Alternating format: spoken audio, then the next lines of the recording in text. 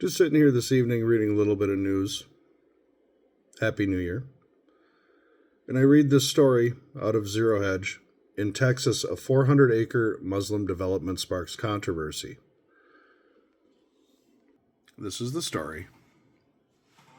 And this brought from the recesses of my mind a story I had remembered from a few months ago. Muslim housing project could face challenges after Lino Lakes City Council passes development plan. The same kind of development that they are planning in Texas is the exact same thing that was being planned in Lino Lakes.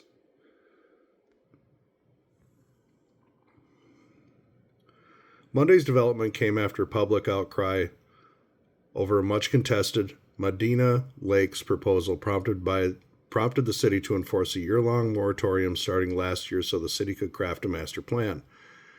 In response, the developer Faraz Mohammed sued the city, claiming that that anti-Muslim sentiment drove the decision. Muhammad, who has also used the name Faraz Youssef, was not at Monday's meeting and did not respond to the Sahan Journal's request for comment.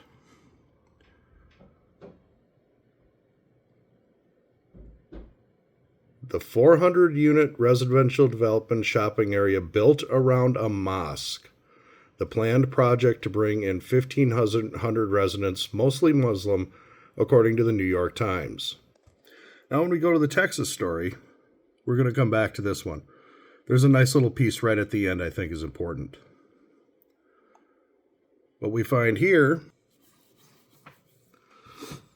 is that it was going to be centered also around a mosque. Epic City is what it's called. A new mosque is the centerpiece of the proposed Epic City, described as the epicenter of Islam in America. The city was renamed the Meadow after the backlash at state, local, and federal levels. Republican leaders, including Texas Governor Greg Abbott, and residents have opposed the proposed 402-acre Muslim development outside the rural town of Josephine, Texas. This is a rendering. We go back to the Minnesota part of this equation. This was on a, let's look here, 962-acre site to be centered around a mosque. Now, this is in Lino Lakes, in the state where, Somali fraud runs rampant. Why do I bring up that last little tidbit? Is it relevant? I don't know. Let's find out. Let's read the story. And in the final paragraph, we find out that Muhammad's past has been brought into question. The developer pleaded guilty in 2013 to theft by swindle.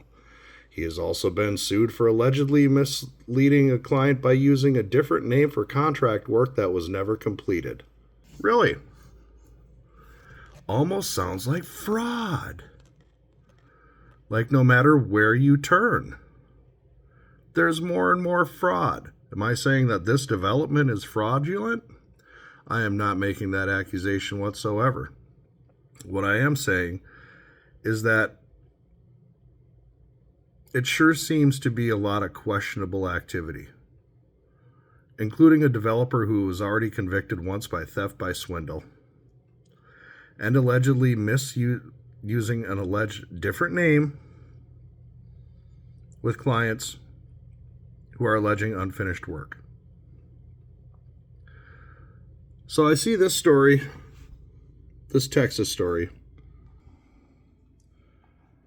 and it just raised out of the back of my mind this story. You just can't turn left or right, or you find fraud, more fraud. Again, am I saying that this Lino Lakes development is fraudulent? No. But I sure would like there to be an investigation into it.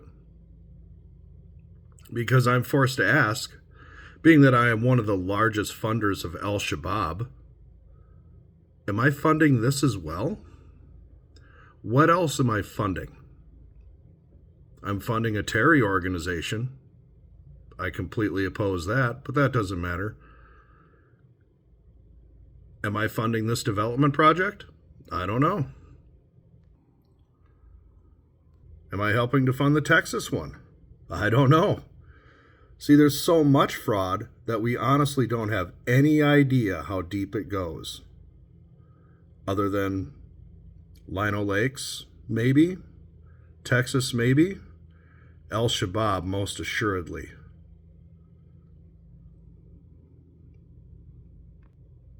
Because I think it's worth remembering. The largest funder of Al-Shabaab is the Minnesota Taxpayer. And as we've seen, more and more fraud is uncovered every single day.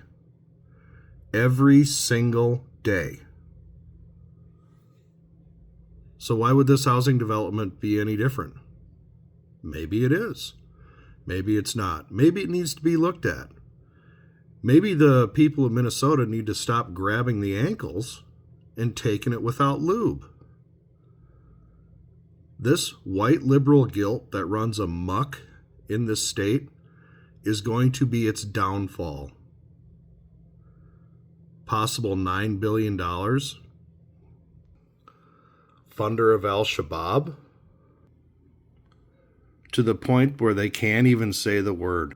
Where they can't even say the word fraud. Let's bring that up. They can't even say the word. A mom panics after seeing fraud bad in her script.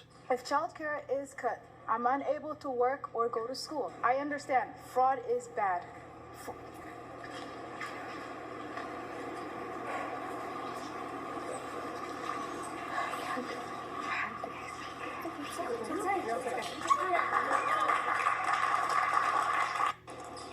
And look what we have here. The usual suspects. The order of Karens, that's fraud right. Is bad. Fraud. Oh, that's crazy. She can't even say it. The look on her face, it's pathetic. It's everywhere. It's rampant. They can come out on the news and accuse everybody of being haters, being racist, anti-Islamic. Bullshit. We're anti-criminal. You are a bunch of criminals. Criminals.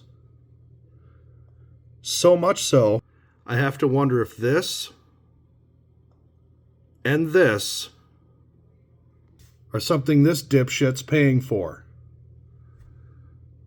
I have no answer.